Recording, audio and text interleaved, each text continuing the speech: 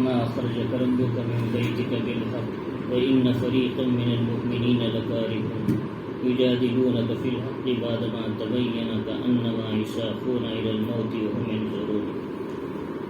شروع کرتا ہوں اللہ کے نام سے جو بڑا مہربان نہایت رحم کرنے والا ہے.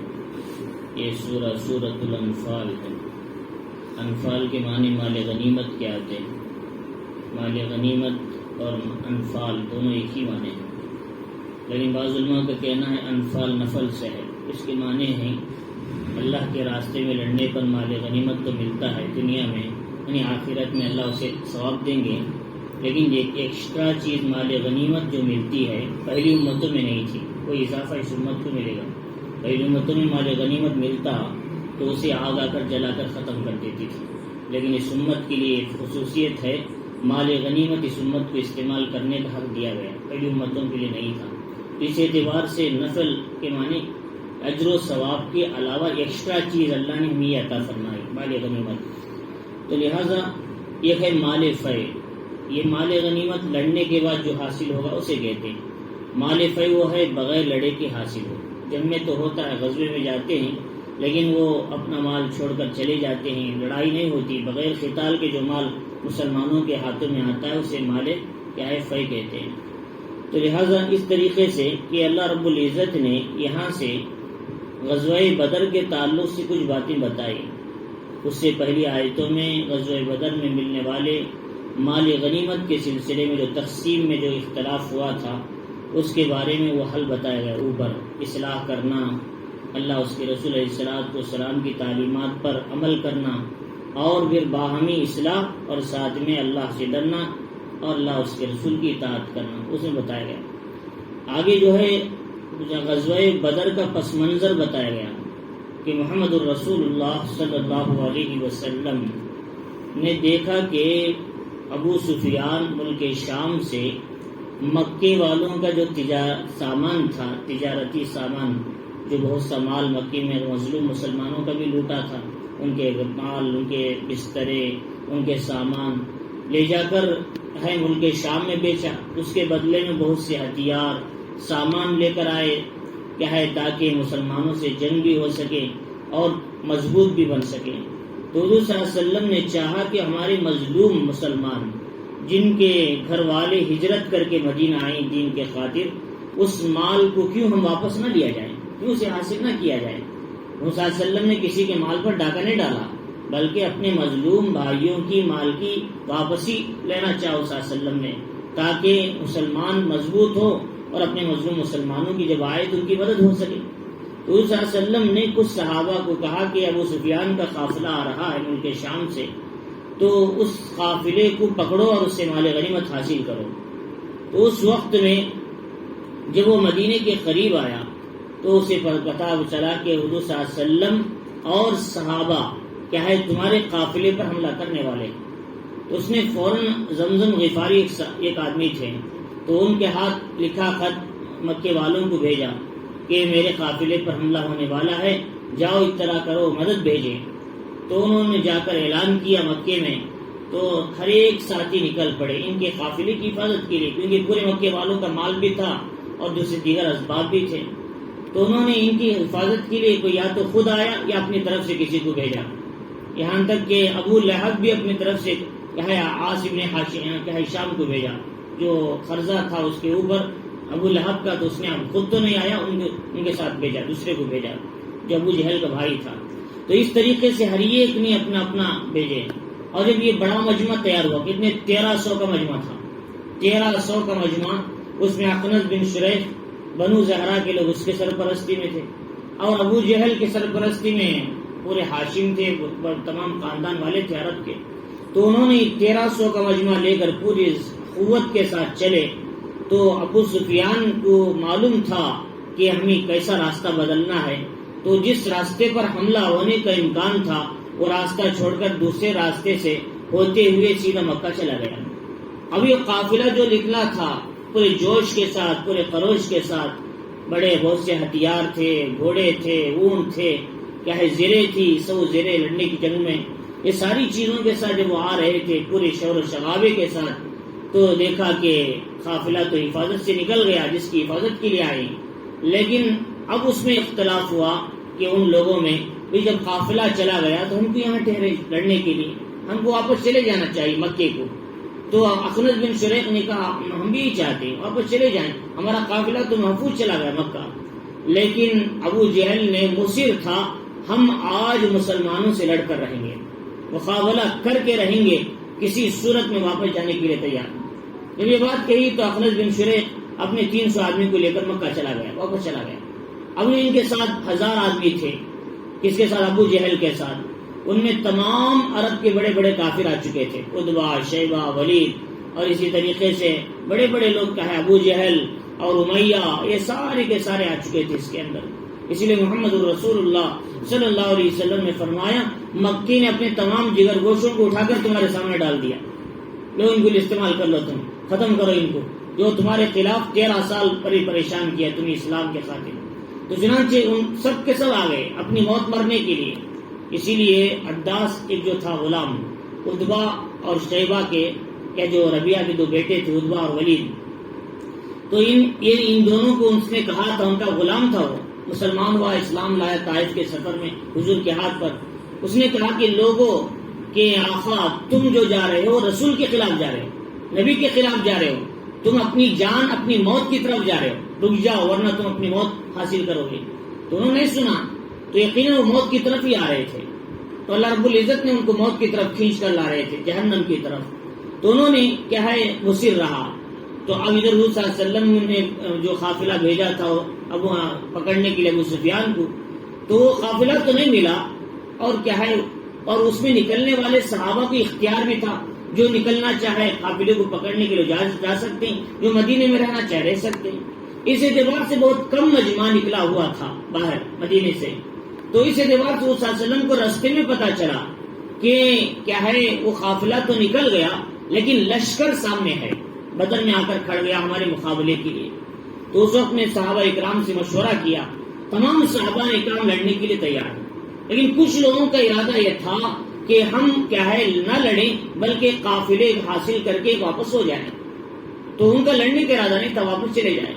لیکن اللہ تعالیٰ سمجھاتے تھے قافلہ ملتا تو صرف تمہیں مال غنیمت ملتا، لیکن جب لڑیں گے اللہ کے دین کے خاطر، اسلام کا غلبہ ہوگا تو پوری عرب میں اسلام کی عظمت پھیلے گی اور اسلام کی عزت اور عظمت پوری دنیا میں عام ہوگی.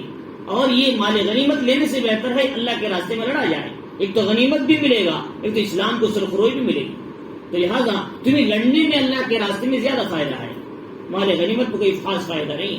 تو لہٰذا اللہ رب العزت نے اسی کا ذکر کیا، صلی اللہ علیہ وسلم نے طے کر لیا اب مجھے جا کر لڑنا ہی ہے. تو کچھ لوگ تو ابتداً اس لیے پیچھے تھے کہ ہمارے پاس مال اور اسباب نہیں، صرف 2 گھوڑے اور کیا ہے چند اون 70 اون تھے، یہ کیا ہے اس میں بھی ہتھیار بہت کم. تو ایسے معمولی اسباب میں لڑنا بڑا مشکل کام ہے. لیکن وہ لوگ بھی بعد میں راضی ہو گئے، صحابہ کا یقین مضبوط ہو چکا تھا. تو اللہ رب العزت نے اس کا ذکر کیا، کما اخرجک ربک من بیتک بالحق، جیسا کہ آپ کے پروردگار نے آپ کو اپنے گھر سے حق کے راستے میں لڑنے کے لیے نکالا، حق کے واسطے.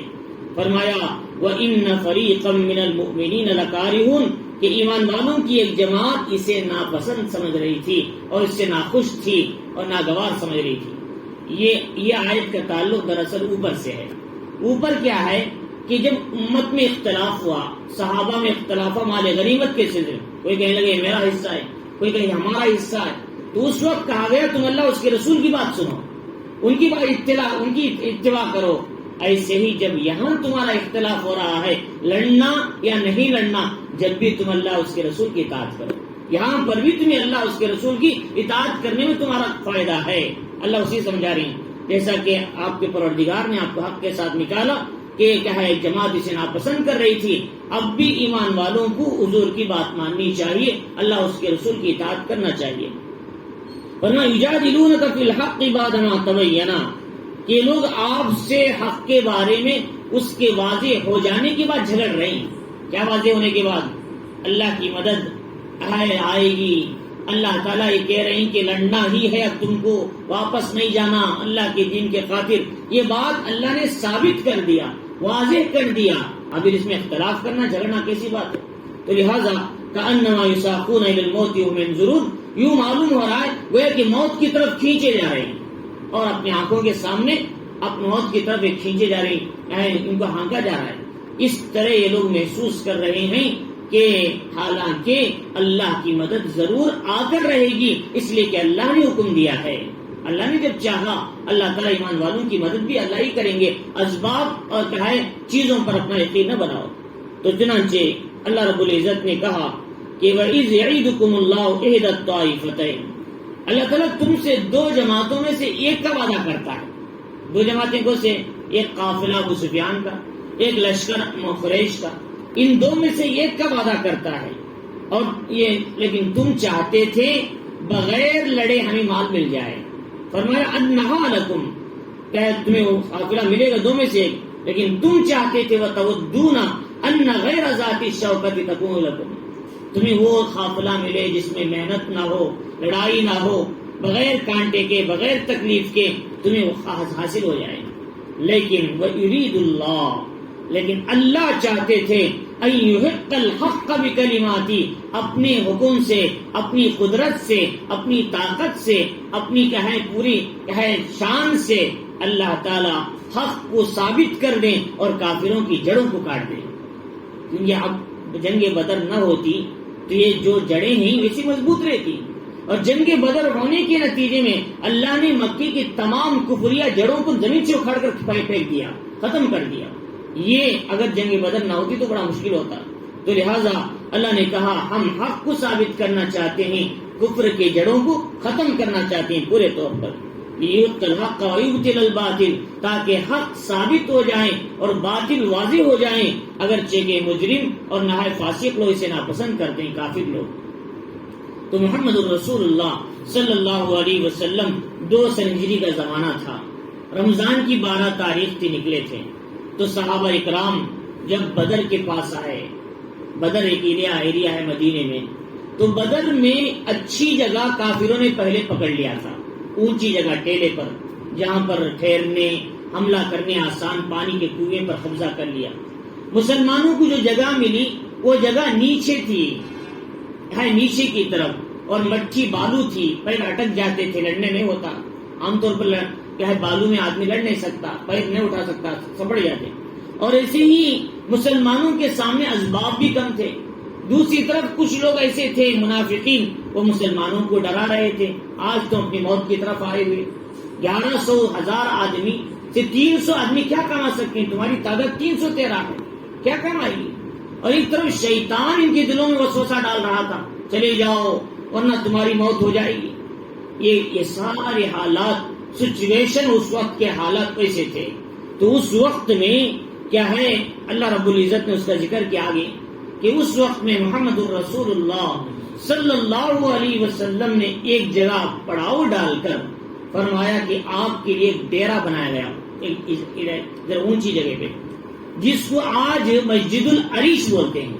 صحابہ اکرام جہاں ٹھہرے تھے صلی اللہ علیہ وسلم جنگ بدر میں ڈیرا ڈالا گیا آپ کو، آج وہاں ایک مسجد بنی ہے بدر میں، مسجد العریش، آج بھی ہے وہ مسجد۔ تو لہذا تو وہاں صلی اللہ علیہ وسلم کہے دعاؤں میں مشغول ہو گئے، نماز پڑھی اللہ کے سامنے، دعا کیا، اے اللہ 1000 کا مجمع ہے، تو نے مجھ سے وعدہ کیا دین میں مدد کرنے کا، اور یہ چھوٹی سی جماعت ہے، اگر یہ ہلاک ہوگی انتہا لکھے حاضر اصابہ، فرمایا کہ کوئی لوگ اس زمین پر عبادت کرنے والے نہیں بچیں، اے اللہ مدد فرما۔ تو اللہ کے نبی علیہ الصلوۃ والسلام انتہائی آوزاری سے، انتہائی کیا ہے دل کی اظہار کے ساتھ وہ صلی اللہ علیہ وسلم دعاؤں میں مشغول تھے۔ تو پیچھے صحابہ اکرام بھی بیٹھ گئے، آپ کے پیچھے آمین کہنے لگے۔ تو صلی اللہ علیہ وسلم نے جب یہ دعا کیا تو اللہ رب العزت نے آپ کی دعا کو قبول کیا، صحابہ کی آمین کو قبول کیا۔ پھر کیا ہوا، اللہ نے 1000 فرشتوں کو بھیجنے کا وعدہ فرما دیا، 1000 فرشتے۔ بعض روایتوں میں 5 ہے، 3 ہے، لیکن اس کا مطلب ہے اگر ضرورت پڑے تو 5000 بھی ہم اتار سکتے ہیں، 3000 بھی اتار سکتے ہیں، فی الوقت تمہیں اتنا کافی ہے۔ 1000 فرشتے اللہ نے بھیجنے کا وعدہ کیا۔ محمد الرسول اللہ صلی اللہ علیہ وسلم ان مشکل حالات میں کیا کیا، اللہ کی طرف رجوع ہوئے، اسباب کی طرف نہیں دوڑے بھائی جاؤ بھائی پورے علاقے والوں سے تلوار جمع کرو، پورے علاقے والوں سے گھوڑے جمع کرو، پورے علاقے والوں سے کیا ہے زیرے جمع کرو. اللہ کے نبی اسباب کی طرف نہیں دوڑے. وہ اسباب کی طرف دوڑنے والے ناکام ہوتے ہیں. ایسے کئی لوگ ایسے ہوئے جن کے پاس لاکھ کی فوج تھی، لیکن مسلمانوں کے ایمان کی 3000 فوج 1,00,000 فوج کو ختم کر دیا. ایمان والوں کی طاقت ہے. تو لہذا اللہ کے نبی نے ہاتھ اٹھائے، وہ تلوار لی جو مومن کی ہتھیار ہے، دعا. الدعاء مخ العبادہ، دعا عبادت کا مغز بھی ہے اور کیا ہے مومن کا ہتھیار بھی ہے. تو چنانچہ حضور صلی اللہ علیہ وسلم نے دعا کیا، صحابہ نے دعا کیا، اور وہ دعا ایسی تھی اللہ کی مدد آئے گی اس یقین کے ساتھ دعا کیا تھا. اللہ تعالیٰ وہ دعا قبول نہیں کرتے جس پہ یقین نہیں ہے، اللہ اس سے مطمئن نہیں ہوتے. اور وہ دعا بھی اللہ تعالیٰ توجہ نہیں کرتے جو بے توجہی کے ساتھ مانگی جائے. اللہ کی طرف توجہ نہیں، ہمارا ذہن کہیں اور ہے، لیکن ہم اللہ کے سامنے دعا مانگ رہے.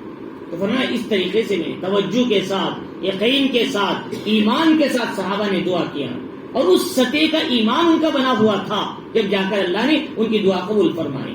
جیسا ایمان ویسے اعمال، جیسے اعمال ویسی دعوت، جیسی دعوت ویسی کیا ہے اللہ تعالیٰ دعاؤں کے اندر اثر پیدا فرماتے ہیں. تو چنانچہ حضرت یوسف جی رحمۃ اللہ علیہ سے کسی مرتبہ حضرت نے کہا کہ لوگوں 313 اصحاب بدر جیسا ایمان والے اگر تم مجھے دے دو تو پوری دنیا میں کیا ہے اسلام کا اعلان کر دوں، پوری دنیا میں اسلام کا اعلان کر دیں گے. تو انہوں نے پوچھا کیا وہ تعداد ابھی پوری نہیں ہوئی؟ فرمایا وہ تعداد تو پوری ہونا، ان میں تھوڑی سی مقدار بھی نہیں ہے، اب برائے نام ہے وہ یقین والوں کی. فرمایا کہ یہ مقدار کب پوری ہوگی؟ فرمایا جب لوگوں کے ذہن جیبوں اور اسباب سے ہٹ کر اللہ کی ذات پر نہ جائے. جب تک یہ 313 کی تعداد پوری نہیں ہوگی، یقین والوں کی تعداد پوری نہیں ہوگی، جب تک کہ انسانوں کا یقین جیب سے، اسباب سے، پیسوں سے ہٹ کر اللہ کی ذات پر نہ جائے، جب تک یہ تعداد پوری نہیں ہوگی.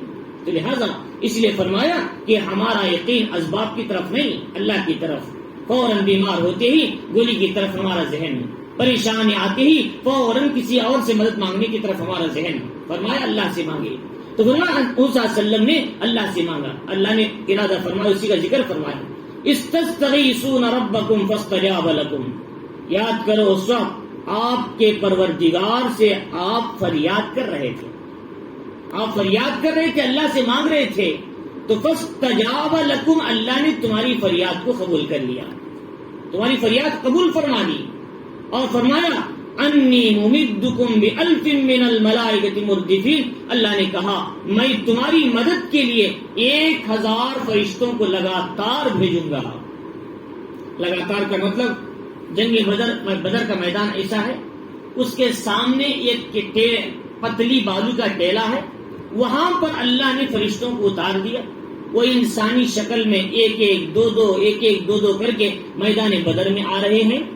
اب ان کو دیکھتے دیکھتے صبح سے شام تک یہ مجمع آ رہا ہے. تو ان کو دیکھتے دیکھتے سامنے جو مجمع کھڑا تھا کافروں کا 1000 کا مجمع، ان پر خوف طاری ہو گیا، ان پر کیا ہے رعب پڑ گیا. بھائی اتنا بڑا مجمع آ رہا ہے، ان سے کہے ان کو 313 کی تعداد انہیں ہے دگنا نظر آ رہی تھی، تگنا نظر آتی، 1000 سے بھی زیادہ نظر آ رہی تھی. تو لہٰذا قرآن مجید نے اس کا بھی ایک جگہ ذکر فرمایا. تو فرماتے ہیں کہ اللہ تعالیٰ نے تمہیں مدد فرمائی.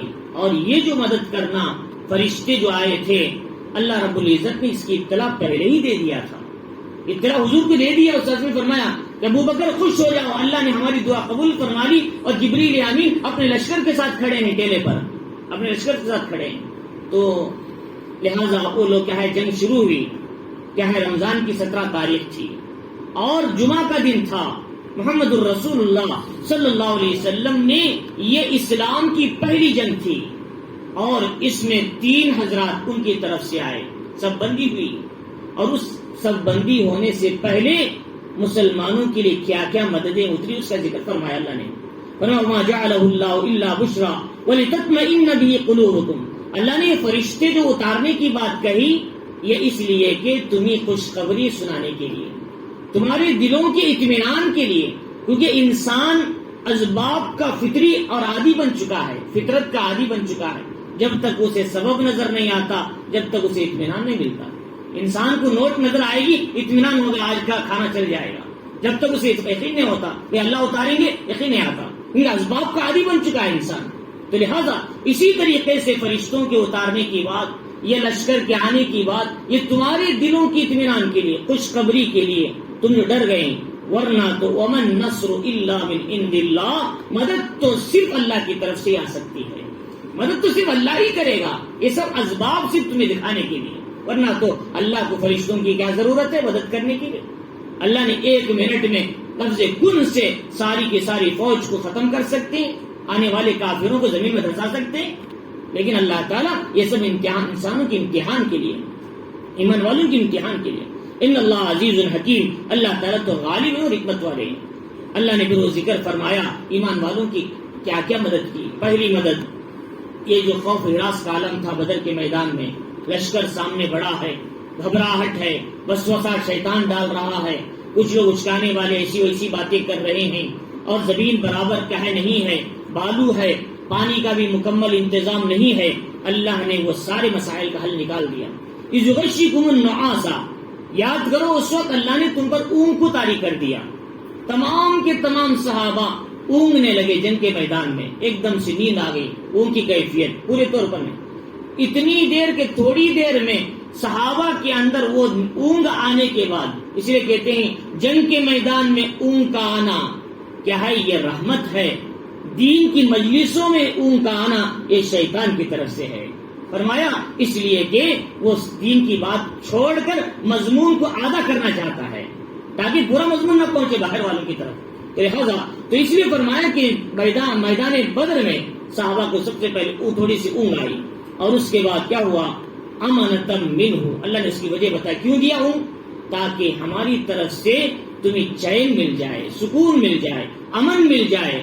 اور فرمایا وَيُنَزِّلَ عَلَيْكُم مِّنَ السَّمَاءِ مَاءً، اور دوسرا یہ کہ آسمان سے بارش برسایا، پانی برسایا. ادھر کافروں کے ہاں زیادہ پانی چیکڑ ہو گیا، یعنی کیچڑ جو ہوتا ہے یعنی پورا خراب ہو گیا. مسلمانوں کے ہاں مناسب مقدار میں بارش کہ تاکہ زمین سیٹ ہو جائے. فرمایا لِيُطَهِّرَكُم بِهِ، تاکہ تم اس سے وضو بھی کرو، غسل بھی کرو، پاک حالت میں اللہ کے راستے میں جہاد بھی کرو، پاک حالت میں. لِيُطَهِّرَكُم بِهِ وَيُذْهِبَ عَنكُمْ رِجْزَ الشَّيْطَانِ، اور شیطان کے وسوسوں کو اللہ نے تم سے دور کر دیا ہے. تو اونگ آئی، وسوسہ دور ہوا، شیطانی وسوسے بھی ختم ہوئے، امن بھی ملا، پانی کا انتظام نہیں تھا پانی مل گیا، اور زمین ہموار ہو گئی. اور پھر کیا ہوا، وَلِيَرْبِطَ عَلَىٰ قُلُوبِكُمْ، تاکہ تمہارے دل کو جما دیں اور تمہارے قدموں کو جما دیں، تمہارے دلوں کو مضبوط کر دیں اور تمہارے قدموں کو جما دیں. یہ ساری وجہ سے اللہ نے کیا ہے تمہیں نیند اور بارش کا انتظام فرمایا. یہ دو کے ذریعے سے ایک تو قدم بھی مضبوط جم گئے اللہ کے راستے میں بھی، لڑنے میں بھی اور زمین پر بھی. دوسرا دل مضبوط ہو گئے، لڑنے کے لیے تیار ہو گئے. آدھا گھنٹہ پہلے وہ کیفیت نہیں تھی، آدھے گھنٹے کے بعد ایک صحابی 100 کافروں کو مارنے کی طاقت ان کے اندر آ گئی. اللہ نے اسے قوت دیا. اور دوسرا پانی بھی انتظام کر دیا. اور تیسرا اللہ نے امن اور سکون اور چین دے دیا، دلوں میں اطمینان اتار دیا، سکینہ نازل کیا. تو لہذا تو یہ ساری اللہ نے مدد کے راستے کھولے. اذ یوحی ربک الی الملائکہ، یہ ہونے کے بعد اللہ نے کیا کیا کہ آپ کے پروردگار نے فرشتوں کی طرف حکم دیا، وہی بھیجا. اذ یوحی ربک الی الملائکہ انی معکم، فرشتوں میں تمہارے ساتھ ہوں، یعنی میری مدد تمہارے ساتھ رہے گی. فثبتوا الذین آمنوا، کہ ایمان والوں سے کہو کہ تم ثابت قدم رہو. ایمان والوں کو ہمت بڑھاؤ، ان کے پیچھے پیچھے رہو اور ان کا ساتھ دو تاکہ ایمان والے جم کر رہیں. صحابی رسول فرماتے ہیں میں کافر کو مارنے کے لیے آگے بڑھ رہا تھا، پیچھے سے ایک آدمی آئے، اچھے لباس، اچھے کپڑے اور پگڑی کے ساتھ، انہوں نے آ کر اپنے کوڑلے سے جو سامنے والے کو مارا تو اس کی گردن کٹی تھی، اس کی انگلیاں کٹ کر نیچے گر کے مرا ہوا تھا. میرے مارنے سے پہلے وہ مار چکا تھا. تو میں نے محمد الرسول اللہ صلی اللہ علیہ وسلم سے پوچھا، اللہ کے نبی عجیب کیفیت ہے، میں نے اسے کبھی نہیں دیکھا، لیکن وہ میرے پیچھے کھڑے ہوئے تھے، انہوں نے مجھے مارنے سے پہلے انہوں نے اسے ختم کر دیا. اللہ کے نبی نے فرمایا وہ تیسرے آسمان سے اترنے والے فرشتہ تھا، اللہ نے مدد کے لیے اتارا. تو اللہ کے نبی علیہ الصلوۃ والسلام نے کیا ہے وہ سارے مشاہدات صحابہ نے اپنی آنکھوں سے کیا اللہ کی مدد کی. لہذا تو اس لیے فرمایا کہ ہم اسباب نہیں بناتے، اللہ اسباب کو بناتے ہیں. ہمارا یقین جیسا ہوگا ویسے اسباب بنیں گے، اور جیسی اعمال ویسے اسباب. اعمال اچھے تو اسباب اچھے، اعمال خراب تو اسباب خراب. جیسے اعمال ویسے ہمارے حاکم. اعمال اچھے تو حاکم اچھے، اعمال خراب تو حاکم خراب. اسباب ویسے ہی پیدا ہو جاتے ہیں. تو لہذا اس لیے فرمایا کہ ہم کو چاہیے کہ اللہ کی ذات پر یقین کرنا. تو اس میں بتایا کہ انہوں نے ان سے کہا گیا کہ سألقی فی قلوب الذین کفروا الرعب. اب اللہ نے کہا کہ میں کیا کروں گا کہ کافروں کے دلوں میں ایمان والوں کا رعب ڈال دوں گا، ان کی کیا ہے حیبت ڈال دوں گا. فاضربوا فوق الاعناق، کہ ایک تو ان سے کہیں کہ تم ان کی گردنوں پر مارو اور ان کے پوروں کو ختم کرو. پورے کہتے ہیں یہ حصے سامنے کے، یہ انگلیاں سے کاٹ دی جاتی. اب تلوار کہاں سے پکڑیں گے؟ اور ان کی گردن کیا ہے، گردن پہ مارا گیا تو ان کی گردن ٹوٹ کر نیچے گری ہوئی تھی اور ہاتھ سے تلوار اٹھانے کے قابل نہیں. تو اس طرح اللہ تعالیٰ نے کافروں کو ختم کیا. بالعین جنگ کے میدان میں جب جنگ صفیں بند ہوئی تو 3 لوگ ادھر سے گئے مسلمانوں کی طرف سے، ادھر سے 3 لوگ آئے، عتبہ، شیبہ اور ولید. عتبہ اور شیبہ اور ولید یہ تینوں آئے. تو لہذا تو ادھر سے کیا ہے حضرت علی، حضرت عبیدہ اور حضرت حمزہ، تو یہ تینوں گئے. حضرت حمزہ نے شیبہ کے مقابلے میں، حضرت علی نے عتبہ کے مقابلے میں، اور ولید اس کے مقابلے میں حضرت عبیدہ تھے. حضرت علی اور حضرت حمزہ نے ایک ہی جھٹکے میں عتبہ اور شیبہ کی گردنوں کو جدا کر دیا. اور لیکن عبیدہ رضی اللہ تعالیٰ عنہ یہ لڑ رہے تھے اور اسے پورا زخمی کیا، لیکن اچانک سے اس نے آپ کے پیر پر حملہ کر دیا، زخمی ہوئے پر. تو بعد میں ان حضرات نے جا کر اسے ختم کیا اور کیا ہے حضرت عبیدہ کو اٹھا کر لائے. اس کے بعد 2-3 سے جنگ شروع ہوئی. عین کہنسان کی لڑائی میں محمد الرسول اللہ صلی اللہ علیہ وسلم کو حکم ملا کہ آپ نے اپنے دل میں آپ کی ارادہ ڈال دیا گیا کہ آپ اپنے ہاتھ میں مٹھی کنکر اٹھاؤ، شاہت الوجوہ کر کے پھینکو، تو جس سے ان کی طاقتیں کمزور پڑ جائیں گی. اللہ کے نبی علیہ الصلوۃ والسلام نے اٹھایا اور کیا ہے ان کے چہروں پر یوں پھینکا تو ہر کافر کے آنکھ میں پہنچ چکے تھے اس کے کنکرے. حالانکہ مٹھی کیا پہنچ سکتا ہے؟ تو اللہ نے آگے اس کا ذکر کیا، نبی جو تم نے پھینکا مٹی تم نے نہیں پھینکا بلکہ میں نے پھینکا ہے، اللہ کی ذات نے پھینکا. اللہ نے اس کا ذکر فرمایا گیا. تو لہٰذا صلی اللہ علیہ وسلم فرماتی اس مٹی کے پھینکنے کے بعد ہر کافر کمزور پڑ گیا اور میدان چھوڑ کر بھاگنے لگا. مسلمانوں نے ان کا مقابلہ کیا، 70 لوگوں کو قید کیا اور 70 کیا ہے اس کے اندر مارے گئے. تو اللہ رب العزت آگے اس کا ذکر فرمایا. تو اللہ کے نبی علیہ الصلوۃ والسلام سے کہا گیا کہ اس جنگ میں مسلمانوں کو کامیابی ملی اور بڑے بڑے کافر مارے گئے. ایک دن پہلے محمد الرسول اللہ صلی اللہ علیہ وسلم نے فرمایا مجھے بتایا گیا کہ عتبہ اس جگہ مرے گا، شیبہ یہاں مرے گا، ولید یہاں مرے گا، اور فرمایا امیہ یہاں مرے گا، ابو جہل وہاں مرے گا. جس جگہ نبی نے بتایا تھا وہی ان کی گردنیں پڑے مرے ہوئے تھے. اللہ کے نبی نے ایک دن پہلے بتایا تھا. تو اللہ کے نبی علیہ الصلوۃ والسلام کا مقابلے کا نقصان عرب والوں نے دیکھ لیا کہ پورے کے پورے کافر ختم ہو گئے. اس لیے قرآن کہتا ہے کہ ان الذین بدلوا نعمت اللہ کفرا واحلوا قوما دار البوار. وہ کافر لوگ عرب والے یعنی قریش جنہوں نے ایمان قبول نہیں کیا تھا کہ اللہ کی نعمت قرآن اور حضور کی سنت ہے نعمت کو انہوں نے جھٹلا دیا، خود بھی جہنم میں گئے اور اپنی قوم کی بھی جہنم کی گڑے ملا کر کھڑا کر دیا. واحلوا قوما دار البوار جہنم یصلونہ بئس القرار. وہ جہنم ہے دار البوار جو بہت ہی برا ٹھکانہ ہے جہنم کا. تو اللہ رب العزت فرما رہی کہ اللہ کے نبی علیہ الصلوۃ والسلام سے مقابلے کا نقصان ذالک بانہم شاقوا اللہ ورسولہ، یہ اس وجہ سے کہ انہوں نے اللہ اس کے رسول کی مخالفت کیا، دشمنی بولی. وَإِن شَاقِقِ اللَّهَ وَرَسُولَهُ، جو بھی اللہ اس کے رسول کے مقابلہ کرے گا مخالفت میں آئے گا فَإِنَّ اللَّهَ شَدِيدُ الْعِقَابِ، اللہ اسے سخت پکڑنے والے ہیں. اللہ کی پکڑ بڑی سخت ہے. ان بطش ربک لشدید، آپ کے رب کی پکڑ بڑی سخت ہے. اللہ پکڑتے ہیں تو منٹوں میں اسے کیا ہے اس کے اسباب کے ساتھ ختم کر دیتے ہیں.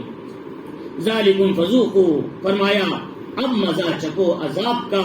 یہ تو دنیا کا عذاب ہے، آخرت کا عذاب تمہاری خبر میں منتظر ہے۔ جیسا کہ فرعون کے خاندان والے روزانہ عذاب کا مزہ چکھ رہے، انہوں نے موسیٰ علیہ السلام کا انکار کیا، ویسے تم نے محمد الرسول اللہ صلی اللہ علیہ وسلم کا انکار کیا، اب تمہاری جہنم تمہارے منتظر ہے خبر۔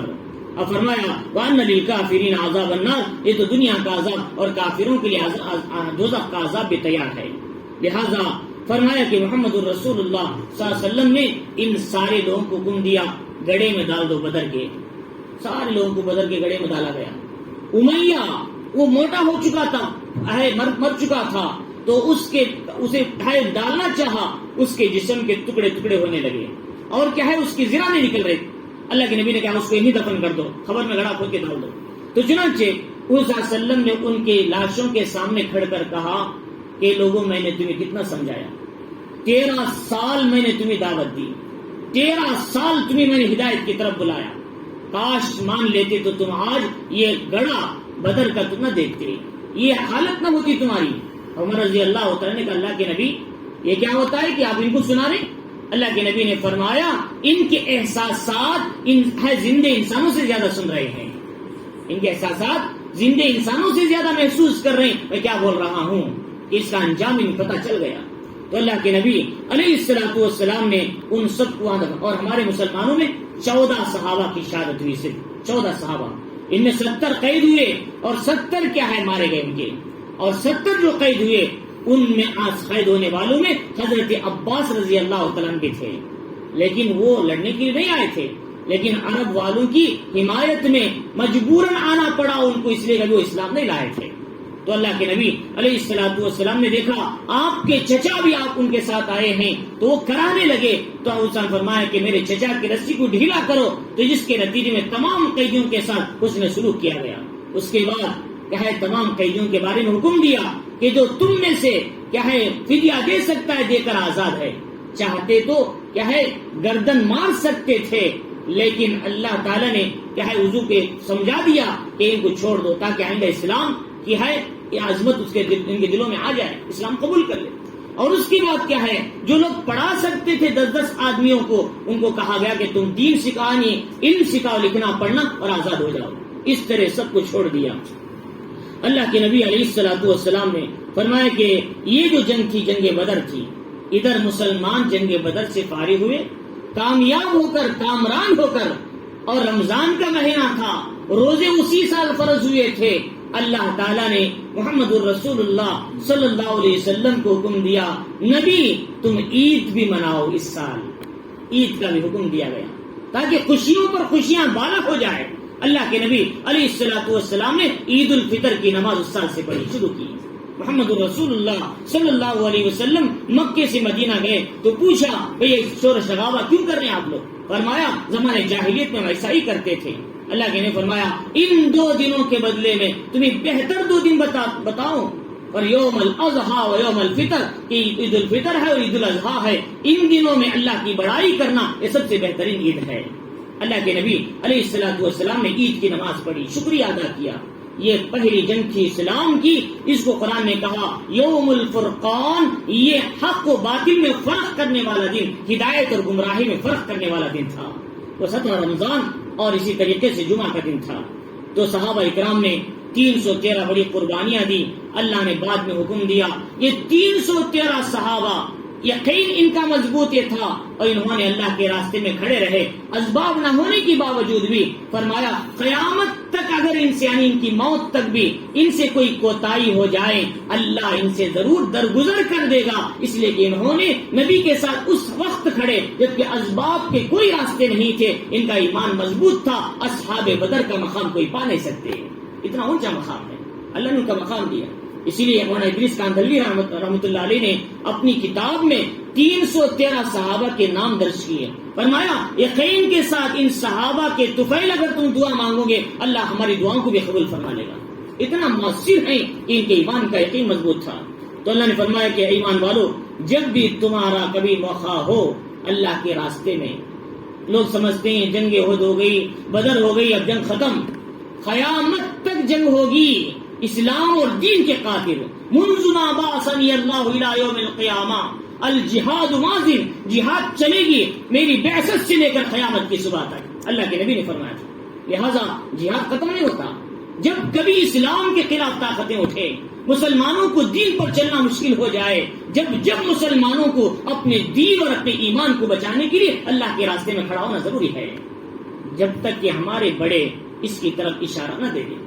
جلد بازی امت کو توڑ دیتی ہے، مشورے بڑوں کی رائے سے کام کریں گے، اس میں اتحاد فائدہ ہوگا۔ تو لہٰذا تو یہ جو ہے فرمایا کہ یہ جو جنگیں آج بھی چل رہی ہیں اور قیامت تک چلیں گی، اور یہ جنگ وہ بھی ہوگی جس کے کمانڈر حضرت مہدی ہوں گے، اور کیا ہے پورے دنیا کے اندر اسلام کا جھنڈا لہرا کے آخری جھنڈا فلسطین بیت المقدس کے اوپر لہرائیں گے۔ وہ بھی جنگ ہو گیا ہونے والی آج، جس کا نام آرمیگیڈون ہے، ہرمجدون، سب سے بڑی جنگ 7 سال چلے گی، 7 سال کنٹینیو چلے گی وہ جنگ، جس کا حدیث مبارکہ میں اس کے بارے میں آتا ہے۔ تو لہذا اس لیے فرمایا کہ وہ جنگ ہوگی، تو ہر مسلمان کو اللہ کے راستے کی یہ کیا ہے اس کام کے لیے تیار رہنا چاہیے۔ وقت کے ضرورت پر خصوصاً جنگ کے میدان میں پیٹ پھیر کر بھاگنا 7 ہلاک کرنے والی چیزوں میں سے ایک ہے۔ اللہ کے نبی نے فرمایا، اے ایمان والو، جب تمہارا مقابلہ ہو کافروں سے، اذا لقیتم الذین کفروا زحفا فلا تولوہم الادبار، تم پیٹ پھیر کر مت بھاگو، اللہ کے راستے میں کھڑے رہو، جمے رہو، یقین مانو تمہارے ساتھ اللہ کی مدد ہو کر رہے گی۔ وَمَن يُوَلِّهِمْ يَوْمَئِذٍ دُبُرَهُ، جس دن میدان جنگ میں اللہ کے دین کے قاتل جو لڑی جا رہی بھاگے گا، اللہ کے غضب کے ساتھ واپس ہوگا، اللہ کی پکڑ کے ساتھ۔ وَمَأْوَاهُ جَهَنَّمْ، اور اس کا ٹھکانہ دوزخ ہوگا، وَبِئْسَ الْمَصِيرُ، بری جگہ ہے۔ لیکن 2 چیزیں اس سے مستثنا ہیں۔ قرآن نے کہا کہ إِلَّا مُتَحَرِّفًا لِقِتَالٍ أَوْ مُتَحَيِّزًا إِلَىٰ فِئَةٍ، فرمایا اگر آدمی جنگ کے میدان میں پینترا بدلنے کے لیے، پینترا کہتے ہیں آدمی لڑنا پڑتا ہے اچانک سے پیچھے ہو جاتے ہیں تاکہ پوری قوت کے ساتھ آ کر مقابلہ کرے، اس کے لیے اگر کوئی آدمی پیچھے ہوتا ہے، یا پھر یہ کہ اپنی مجمع میں جا کر ملنے کے لیے بھٹک گیا ہے کافروں کے بیچ میں، وہاں جانے کے لیے آگے الگ ہو جاتا ہے تاکہ مجمع میں مل کر ہمارے مسلمانوں سے پوری قوت سے لڑیں، یہ 2 راستے مستثنا ہیں پیچھے ہٹنے کے۔ ان کے علاوہ اگر اس کا ارادہ میدان جنگ سے بھاگنے کا ہے تو اللہ کی پکڑ اسے منتظر رہے گی، فرمایا اللہ تعالیٰ نے قرآن میں۔ تو لہٰذا پھر اللہ نے کہا فَلَمْ تَقْتُلُوهُمْ وَلَٰكِنَّ اللَّهَ قَتَلَهُمْ، نبی تم سمجھ رہے ہو کہ یہ تم نے قتل کیا، ہرگز نہیں، ہم نے قتل کیا، یعنی کیا ہے قریش کو، اور ساتھ میں تم نے لڑا، ایسا نہیں، ہم نے اپنی طاقت اور اپنی قدرت سے اس جنگ میں فتح اور کامیابی عطا کی۔ وما رمیت اذ رمیت ولکن اللہ رما، جو تم نے مٹی کنکر پھینکا یہ آپ نے نہیں بلکہ ہماری قدرت نے ہم تک ان کے آنکھوں تک پہنچا دیا۔ فرمایا کہ وَلِيُبْلِيَ الْمُؤْمِنِينَ مِنْهُ بَلَاءً حَسَنًا، تاکہ ایمان والوں کو ان کی آزمائش کا بہترین بدلہ دیں، اچھے سے اچھا بدلہ دیں۔ ان اللہ سمیع علیم، اللہ تعالیٰ سننے والا اور جاننے والے ہیں۔ اور اللہ کا اصول یہ ہے وَأَنَّ اللَّهَ مُوهِنُ كَيْدِ الْكَافِرِينَ، اللہ تعالیٰ کافروں کے مکر کو ہمیشہ کمزور کرے گا اور اسے بزدل بنا دے گا۔ اور جب انہوں نے کہا ان تستفتحوا فقد جاءکم الفتح، انہوں نے کہا کہ اگر تم حقیقت میں نبی ہو تو یہ فیصلے کا دن لاؤ، ہمارا تمہارا مقابلہ ہو، ہم کامیاب ہوں گے۔ اللہ نے کہا لو فیصلے کا دن سامنے آ گیا، بدر کا دن، آ جاؤ لڑنے کے لیے۔ وَإِن تَنْتَهُوا فَهُوَ خَيْرٌ لَكُمْ، اگر تم نے اس سے بھاگ گئے، دور ہو گئے تو بچاؤ کہ تمہارے لیے خیر ہے، اگر تم اس کے اندر گھس کر آ گئے تو سمجھو وَإِن تَعُودُوا نَعُودْ، ہم بھی اپنی قدرت کا مظاہرہ کریں گے اور تمہیں ناکام کریں گے جیسا کہ پہلے قوموں کو ناکام کیا۔ وَلَن تُغْنِيَ عَنْكُمْ فِئَتُكُمْ شَيْئًا، تمہاری جمعیت، تمہارا جتھا چاہے ہزاروں لاکھوں کروڑوں میں ہو جائے، تمہارے اسباب، تمہارے رہے ایٹمی چیزیں لاکھوں میں ہو جائے، لیکن تم کبھی کامیاب نہیں ہو سکتے۔ قرآن کہتا ہے، فرمایا وَلَن تُغْنِيَ عَنْكُمْ فِئَتُكُمْ شَيْئًا وَلَوْ كَثُرَتْ، فرمایا وَأَنَّ اللَّهَ مَعَ الْمُؤْمِنِينَ، یقین مانو اللہ کا آخری فیصلہ ہے، قیامت کی صبح تک اللہ ایمان والوں کے ساتھ کھڑے ہیں۔ اللہ جس کے ساتھ کھڑے ہیں وہ کون ناکام کر سکتا ہے؟ ہاں دب سکتے ہیں، کمزور ہو سکتے ہیں اور شہید ہو سکتے ہیں، اس زمین کو خون سے سینچنے کے بعد وہاں بھی 300-400 سال کے لیے دین زندہ ہوتا ہے، امت میں بھی ہدایت کا کام پھیلتا ہے۔ یہ تو قربانیاں دیتے رہیں گے لیکن دنیا سے اللہ کا نام مٹے گا، یہ ہرگز ہو نہیں سکتا، کیونکہ اللہ نے کھڑے ہمارے ساتھ۔ تو لہٰذا تو ان آیتوں کے اندر یہی بتایا کہ اللہ رب العزت نے کہ غزوہ بدر جو صحابہ کا یقین تھا اسباب پر کے بجائے اللہ کی ذات پر، ویسا یقین ہمارا بھی بنے، اور ہر مشکل حالات میں اللہ کی طرف رجوع ہو، اسباب کی طرف نہ دوڑیں، اللہ اسباب خود بخود بنا دیں گے۔ اور فرمایا کہ جب کبھی اللہ کے راستے میں کھڑنا مسئلہ آ جائے تو جم کر کھڑے رہو، اللہ کی مدد ہمارے ساتھ رہے گی، اور یقین مانو اللہ ایمان والوں کے ساتھ ہیں۔ پوری دنیا مل کر بھی ایمان والوں کے خلاف ہو جائے لیکن پھر بھی وہ کامیاب نہیں ہو سکتے۔ اللہ تعالیٰ ہمیں ان باتوں کو سمجھنے اور اس پر عمل کرنے کی توفیق عطا فرمائے۔